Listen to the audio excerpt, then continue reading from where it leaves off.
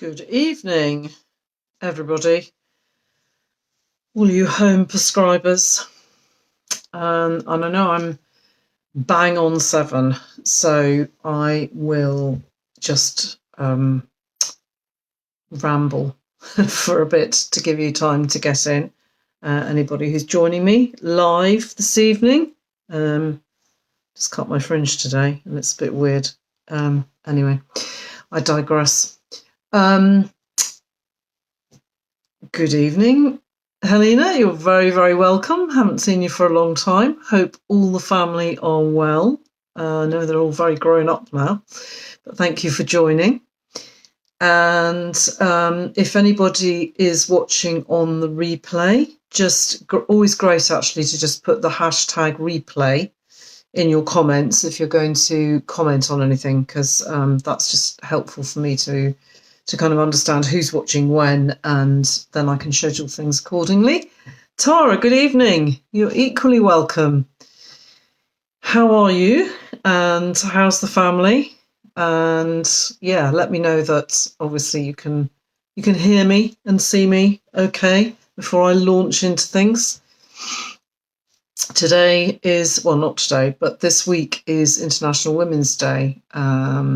Don't know if any of you are aware of that. I'm going to a nice shindig on Wednesday morning, run by Kerry Businesswomen's Network, and it's nice actually to be able to celebrate it. So now Tara's saying something. For some reason I am not seeing comments, which is really irritating. Let me just see if I can see them. Without going out of it. So I don't know why I'm not seeing them, but I'm not. So forgive me if I can't respond to your comments immediately, but I will as soon as I see them. So I'm hoping I'm going to be able to see them at some point. Oh, Helena's saying, hi, Rebecca, great to have a Monday evening chat. Oh, okay. So if that's better for you, if this time is better for you than a Saturday morning, do let me know, because I'm more than happy to shift the monthly meetings to an evening rather than a Saturday morning. I'd rather do that when you can join. But that's great to know. Thank you. And yeah, Tara, I can't see your comments, but I know you have said something, which is weird. Anyway, okay. Well, it's a couple of minutes past, so I will start. It's not going to be a long one, but I thought it would be helpful to just do a little bit of detail on potency, because it can be really confusing. And I know, obviously, if we're only using our kits, then by and large we're going to be confined to 30s, because they're all 30s, 30Cs in the kits, unless you've got a childbirth kit, in which case the childbirth kit is usually in a 200C. And I'll explain why later on. But pretty much all the other kits, I think, including the travel kits. Oh, actually, maybe the travel kits are 200 as well. I'm not sure about that. But mostly they'll be 30Cs. So you might not be concerned about potency at all. You might be just using what you've got.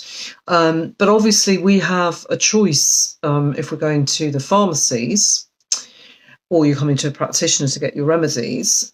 We have a choice of a whole scale of potencies, a huge range of them, and that can be as individual and bespoke as the choice of remedy, and I'm going to explain why as we come on. So I thought I'd start with actually just a little bit of an explanation of how the remedies are made, and then and interrupt me if I'm not being clear or you're confused or anything like that. I had the good fortune to get a job when I was training in one of the pharmacies in the UK. So I worked at Helios. So I was actually manually running up these remedies, and it taught me a lot, actually. And I was prescribing over the phone and doing all sorts of things. So I learned an awful lot about potency and about how remedies are made. So I thought I'd share a little bit with you this evening and see if that helps you to kind of make sense of it a bit. So, I mean, obviously, what a lot of people think is that the higher up you go, sort of like drugs, the higher up you go, the stronger the remedy is. And that's not strictly true. So that's something I wanted to dispel this evening. So we'll go on I'll start with how they're made, and then please interrupt me if there's any questions that come up while I'm talking. Then let me answer them as we go along, or save until the end, whichever you prefer. So how the remedies are made is, first of all, the centesimal scale. So that's the C when you see 30C.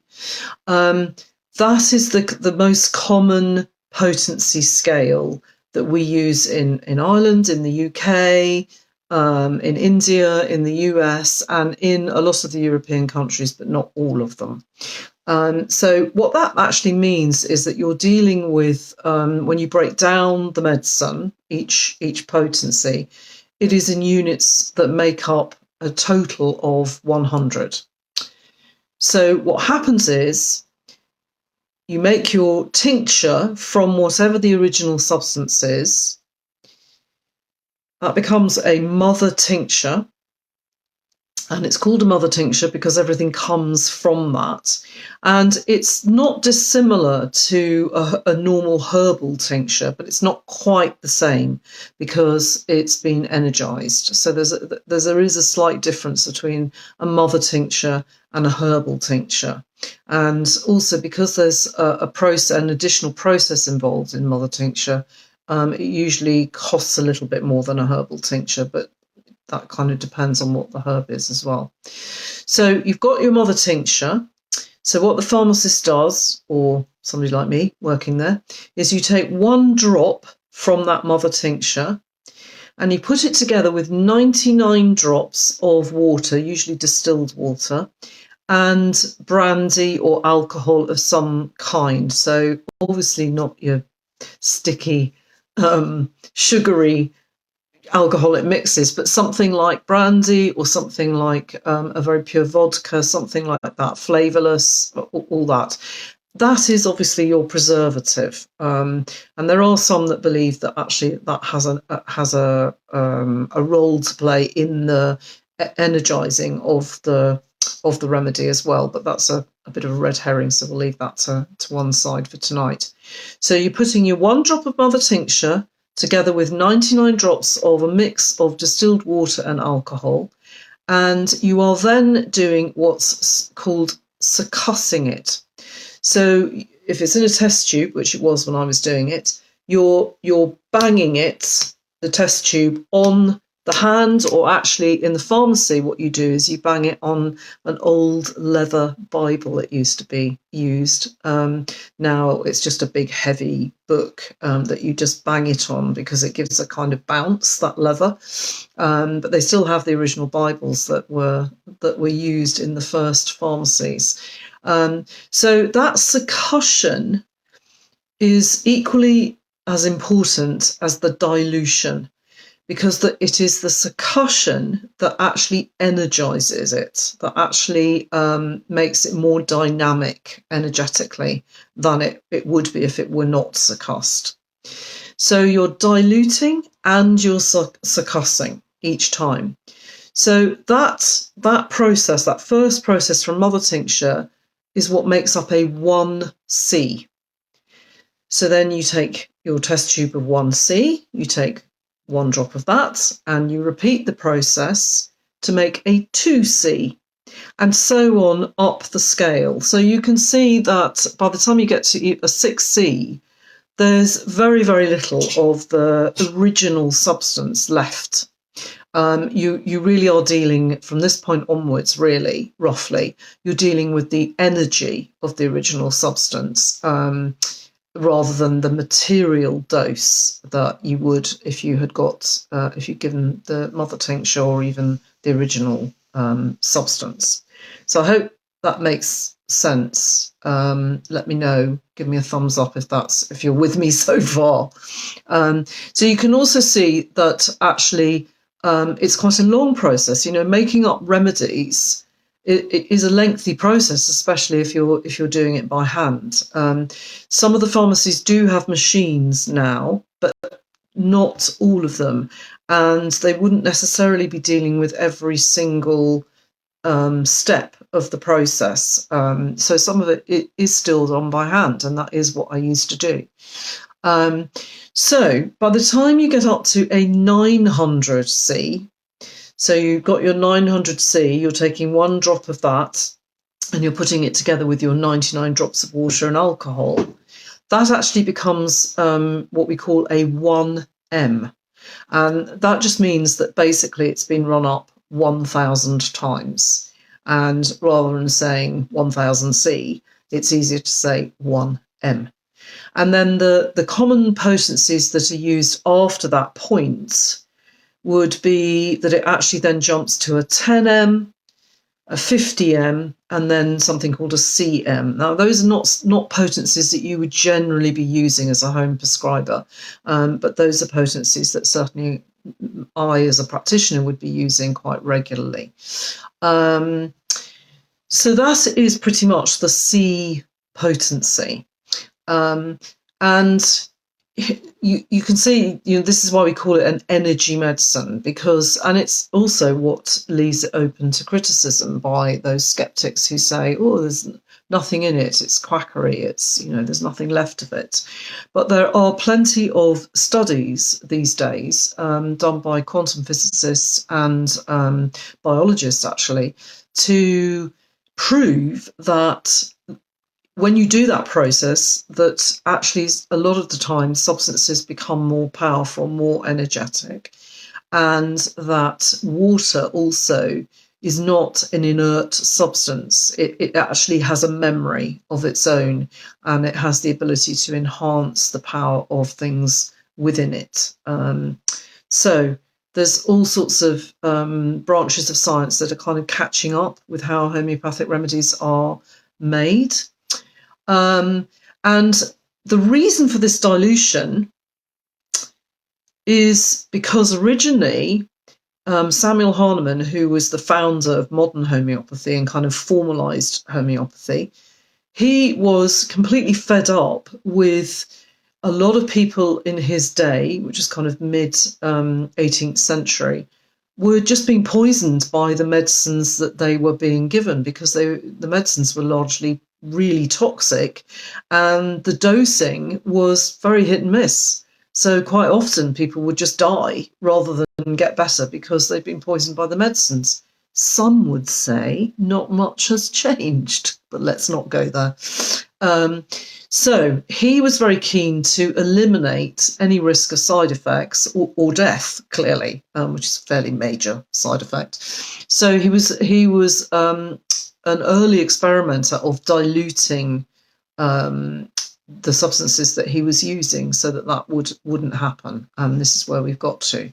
And he found that actually they were sometimes more powerful and had a greater effect by energizing them than by giving them in a material dose. So, as I say, that the centesimal scale is the most common scale that we use, and that's what you'd be using. There is another potency scale that you might have come across, which is the X scale or the D scale. It's the same, basically. And that is that when you're running up a remedy, you've got your 1 drop of the original mother tincture, and that is put to a mix of 9 other drops of water and alcohol. So you're making up a total package of 10 rather than 100, if that makes sense. And so that becomes a 1X or a 1D, and so on and so forth until you've run up whatever potency that you're after. Very roughly speaking, a 12X or a 12D is similar to a 6C. And actually this potency, the D potency, is what the Germans use. So if you're in Germany and you're sourcing remedies from there, then you have to do a kind of, okay, this is roughly similar to a whatever, 30C or a 6C. So when you might have come across it, is that it's often used when we want to support an organ system or a particular organ within somebody on a daily basis, or certainly a regular basis. We want to use the remedies almost like supplements. So we want the advantage of having potency that isn't as energized as the C scale, that has some material substance left in it. So it's closer to the original substance. And it's a kind of reminder of what the organ system needs, or what it needs to look for in order to work towards health. The tissue salts are often in that, well, they are in the X potency, usually a 6X, a 9X, or a 12X. They're harder to source now over the counter, but some of you may have come across tissue salts before. So the tissue salts are a group of remedies that are based around the 12 minerals that we know that we all need in order to function at a totally optimum healthy level. There are ways of using the tissue salts according to the needs of each client. So pregnancy, for example, there's a tissue salt program. So broadly, you're looking at a combination of 3 tissue salts that the developing fetus needs to encourage healthy bone growth, let's say, or muscle growth, or salt balance, or whatever it is, and you're changing those as you go through the pregnancy. So that's one way of using it. And also, if you decided you were very deficient in iron, for example, then you might be looking at the tissue salt ferrum phos, which encourages iron absorption. So it can be enough sometimes to actually encourage your body to take in iron from your diet or from a supplement or wherever it is that's coming into your body, and to use it properly. So that is a different potency scale. So I suppose if you think about it, that expression less is more, that does work in homeopathic potency sometimes. So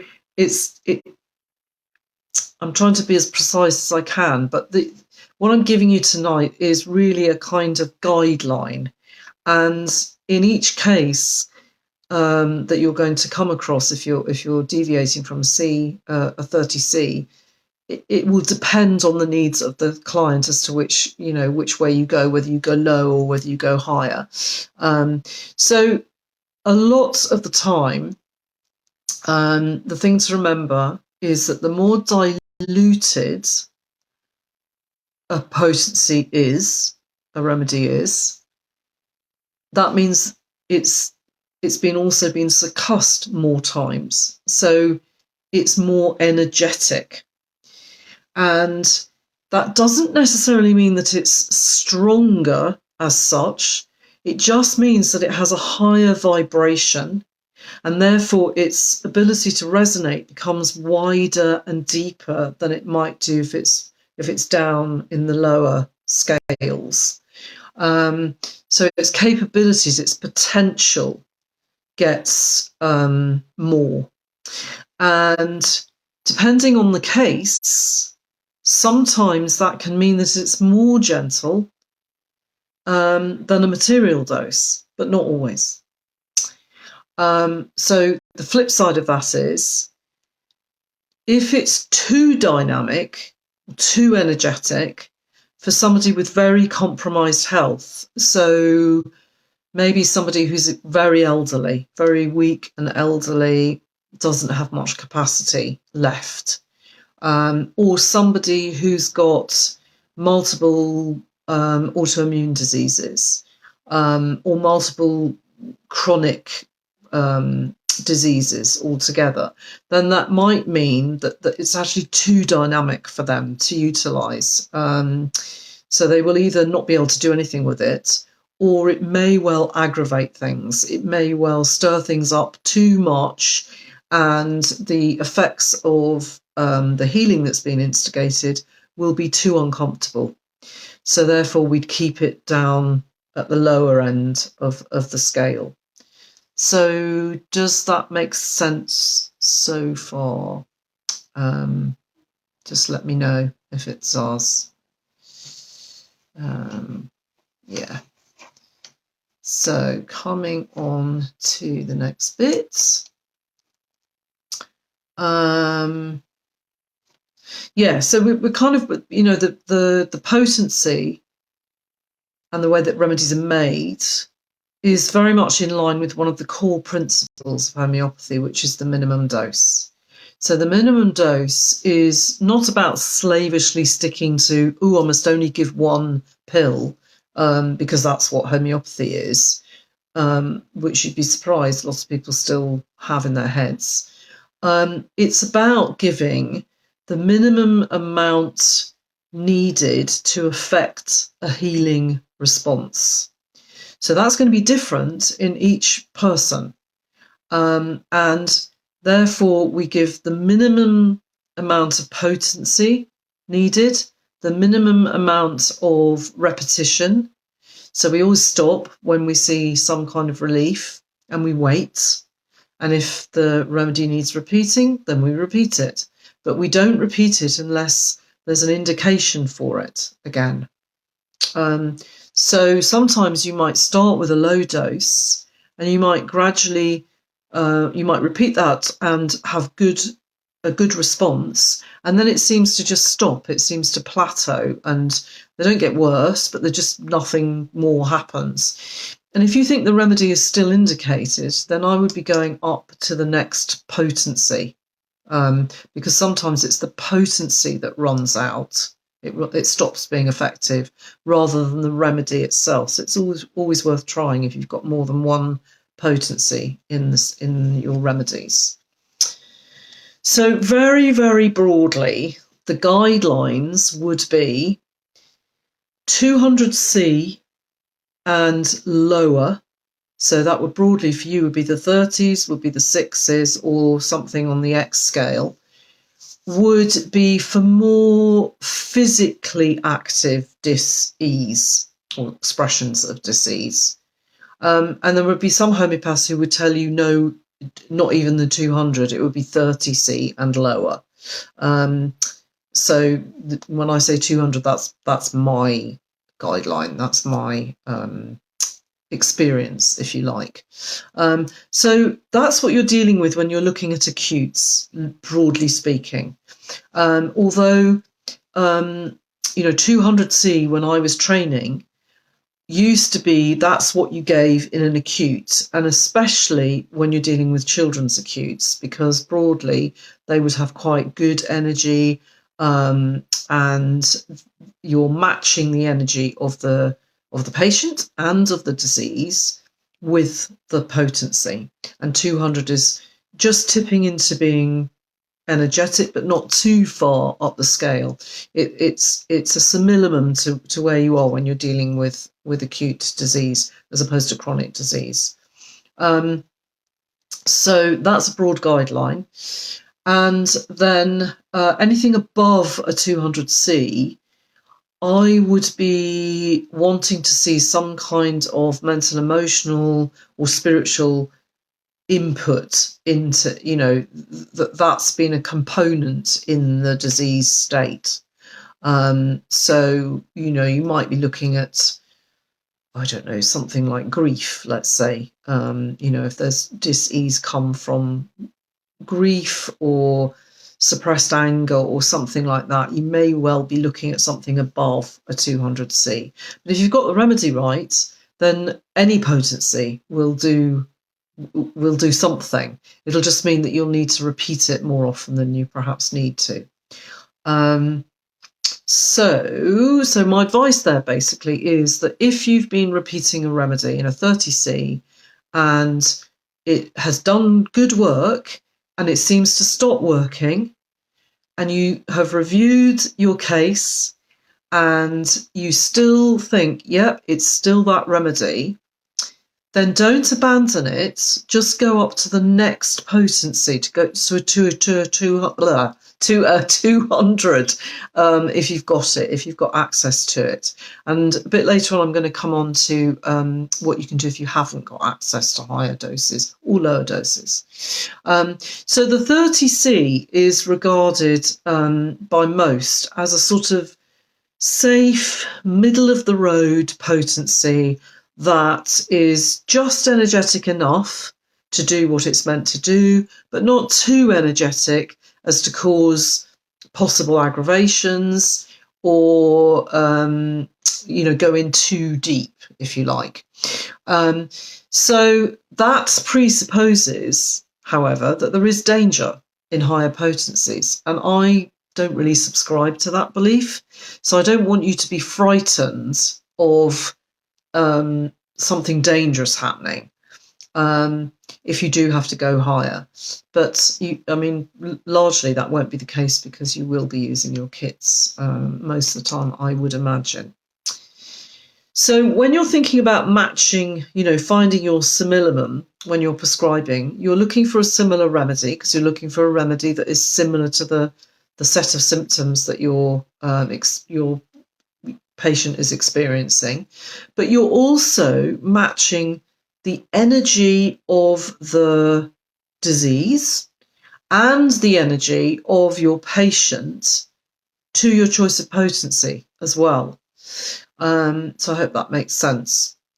So when you think of something really intensely painful, for example, like period cramps or a migraine or the pain of a really bad earache or a toothache, those kind of pains can be all-consuming. They can be like, okay, I cannot think or do anything else because the pain is so debilitating. It's taking over all of me. So therefore, we need to have an equally energetic potency to match it. Otherwise, it'll just go, meh. And so if you're matching a 6C, for example, to period cramps, in my experience, it'll do nothing unless you're literally eating them like sweets, and then it might do something. But it's much better to match that energy with something more energetic. So, personally, if I was giving you remedies for period cramps or really, really painful earaches, I would go for a 200C or more, actually, these days. And I'm finding more and more that actually my acute remedy potency has changed from a 200 to either a 1M or a 10M. So if you're getting disappointing results with things that are that intense acutely, then contact me or the pharmacies for a higher strength in the remedies that are still indicated for whoever you're prescribing for, particularly in those high pain states. So I'm not saying it's not going to work, but you just might have to repeat it very often, and then people can start missing what the response is, and a good remedy can get abandoned too quickly. So just have a think about that. That's why when I supply ABCs, for example, I would always automatically do them in 200C. Because most of the time that's what you're using them for. You're using them for earaches, tummy aches, headaches, those things which are quite intense and quite high energy. So 200 is a better match. So I think that's it. Yeah, and just to say that obviously sometimes it's not the choice of remedy that's the issue. It's actually it's either the potency or, more likely, the number of times you've chosen to repeat it. that just isn't sufficient. And that's where the observation comes in, because you're looking for any signs of relief and holding off while that's going on, and then going in and dosing again when you see that relief slipping in anyway. So when you're looking at the energy of the patient rather than the disease, it's kind of both. So you're looking at how the patient is experiencing that disease.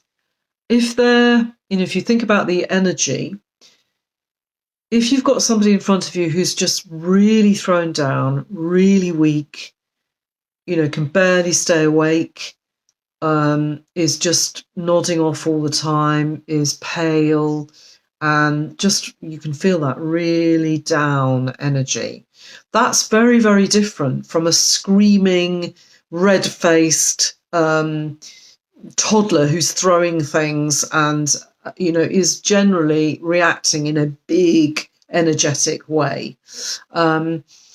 It depends on what it is, because one is not necessarily more healthy than the other, but it is more energetic, the second state, than the first state. So the first state is more likely to respond to lower doses, whereas the second state is more likely to be more energetic doses, or maybe more frequent doses, because it will burn up, it will eat through the energy much quicker than it would a higher dose. So you're managing the energy of the potency to the state of the patient and the disease. So there's a kind of weighing up there. So I'm going to give you a couple of workarounds for, okay, I've only got my 30s. What do I do?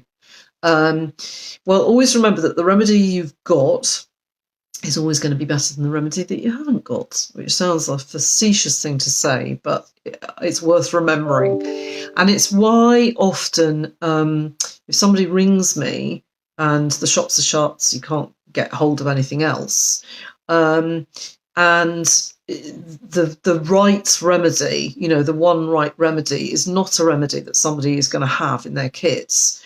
I would often prescribe 2 or 3 remedies that, when given together or alternated, will have a similar effect to that one remedy that I'm thinking of. So you can do the same.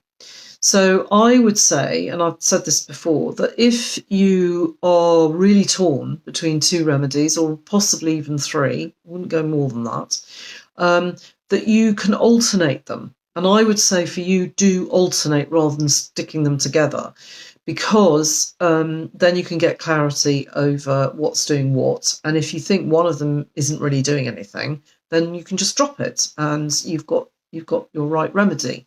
Or equally, if you think, I can't really tell, they all seem to be doing something, then keep at it, because it may be that the third remedy, the one you want, is not one that you've got. And the other thing is, if you think, well, actually, yeah, I do think that a higher strength or a higher potency, a more energized potency, would actually last longer or would go in deeper, and that's what I need, then what you can do is take your 30C or whatever you've got and pop it in some water, maybe a small glass of water or a small bottle of water, and then succuss it. So you're doing what the pharmacist would be doing, you're energizing that potency yourself. And you can do that each time you dose. So just do it on your hands, give it a good shake. And if it's in a bottle, for example, you can get your patient to just keep sipping that over time, whether that's a couple of hours or all day or whatever it is. That'll depend on who it is and what's being treated. So that's one way of energizing your existing potency to get more out of it. Flip side of that is, if you think, actually, I think this is too energetic, I want to go gentler, I want to just go a bit lower, you do the same thing, you dilute it, but don't succuss it. So you're just diluting the energy then without actually re-energizing it. And if you haven't got the right remedy and you're convinced, this is definitely belladonna, and God damn it, I've run out of belladonna, shops are shut, it's 9 o'clock at night, whatever. Depending on what your belief system is, you can always try writing belladonna and whatever the potency is on a piece of paper, sticking it under a glass of water, leaving it for a few minutes, and then drink that glass of water, or get your patient to drink that. I have known that to work, and I have known it not to work. So it's not definitive, it's not a guarantee, but it's worth a try because it doesn't cost you anything, so you may as well. And if you think I've gone completely insane, then just ignore that and just stick with your pilules. It's fine, but I offer it as a possibility. And the other thing is obviously to use the group, to use the Facebook group. Pop in and just ask, is there anybody near me that has belladonna, if I've run out of that I could just come and pick one up, or, whatever. Also, if there's enough of us in that can respond, we can do a group broadcast of that remedy. Again, that's something that's worked sometimes. It's also, I've experienced it not working. So again, it's another one of those possibilities that costs you nothing. And it's something that if we get enough of us together, that we can go into a sort of semi-meditative state, and we can visualize that person receiving that remedy. And it actually has worked for me personally when I was extremely ill.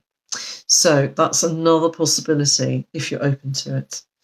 And if you're open to it, I have a remedy machine, as some of you already know, and there is a broadcast mechanism on that machine. So that's a possible thing if you're really stuck, and you can get a hold of me, and you can always tag me to ask me to do that if you want to do that, and just see. Better than if you've got no other option. So yeah, and obviously you can combine remedies if you think that's warranted. So if you've run out of ABC, just get your aconites, your belladonna, and your chamomilla, which are the 3 remedies, and 1 dose of each, all at the same time, and you will have a workaround for not having your ABC. Homeopathic pharmacies are obviously capable of supplying you with any potency you want, including ones that are in between those scales. So sometimes, it's not popular, but you can order something like a 100C, odd things like that, because that's their job, that's what they're there for. So you can order those or in sucrose pilules, so they're little pellets. In various sizes, by the way. So there's a lot of male clients I have who just prefer the bigger pills, or tablets even. And the rest of us like the smaller pilules. The pilules, whatever size they are, will be sucrose based. And the tablets, if you prefer a tablet, most likely will be lactose. So that's something to look out for. And if you are lactose intolerant, then you need to, before you order, you need to specify that. And they're also available as liquids. So if you prefer a liquid, you can have it in a liquid. You can made up in a liquid form, and then you just take drops on your tongue or in water. And also as single powders. So that's another way. Sometimes people just prefer to have powders that they just drop into a glass, or they drop onto their tongue. Sometimes with children that's easier, or animals even. So that's another way. If you're really committed to homeopathy and you want to have a stock of remedies that you use quite frequently, a cost-effective way of doing it is to order the pilules, the blank pilules, and then order your medicating potencies from the pharmacy. So those are the ones that we would use as practitioners. There's a higher strength of alcohol in them. they're made to be dropped onto the pilules, not onto your mouth, into your mouth. So, and they will last a long time, basically. So you can get them in a 3.5ml bottle or a 7ml bottle or bigger. So those are often, more cost-effective ways of ordering your remedies than dealing with just the kits.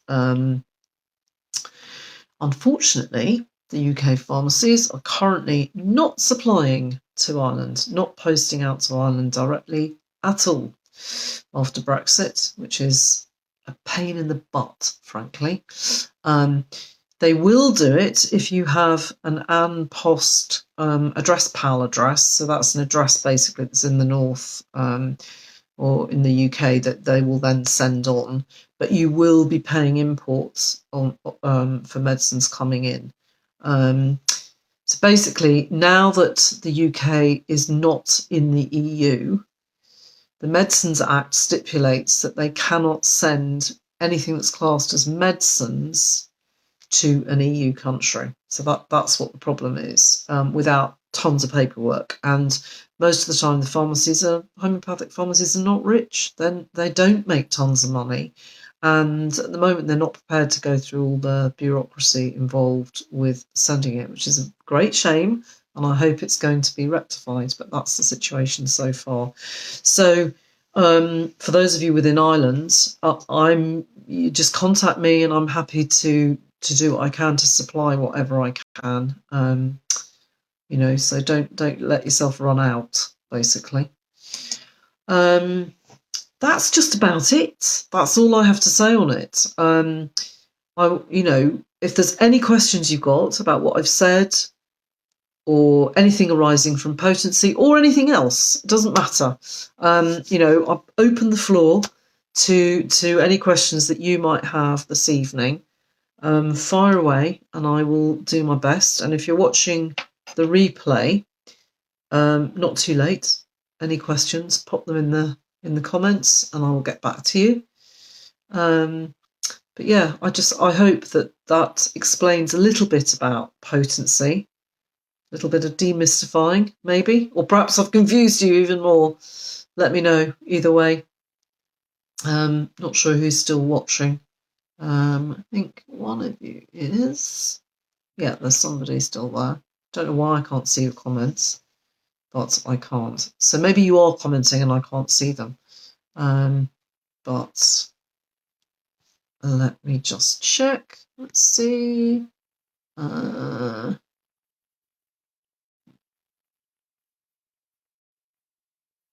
No, can't see them.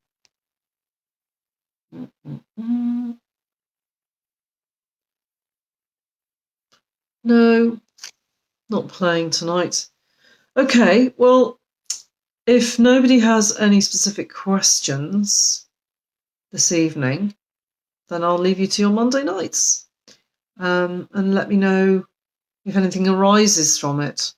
Oh, Helena, thank you. You found that interesting. That's great. Thank you. I hope it's been illuminating. Mostly it won't be an issue for you, but I think, just if you are using it regularly, it's helpful to kind of know that, higher doesn't necessarily mean stronger. Is kind of what I wanted you to take away from tonight. And yeah, and to take the fear out of it, basically. So that's it. I shall bid you good night and wish you all happy home prescribing. And let me know, by the way, if there's any subjects that you would like me to go into, any questions you want answered, any remedies that you'd like to know more about, anything at all, then I'm more than happy to talk about them. And equally, as you said, Helena, if the evenings are better for you than a Saturday morning, then I'm happy to swap it to an evening as well. So maybe you could all let me know on that score. Okay, thank you very much. Good night.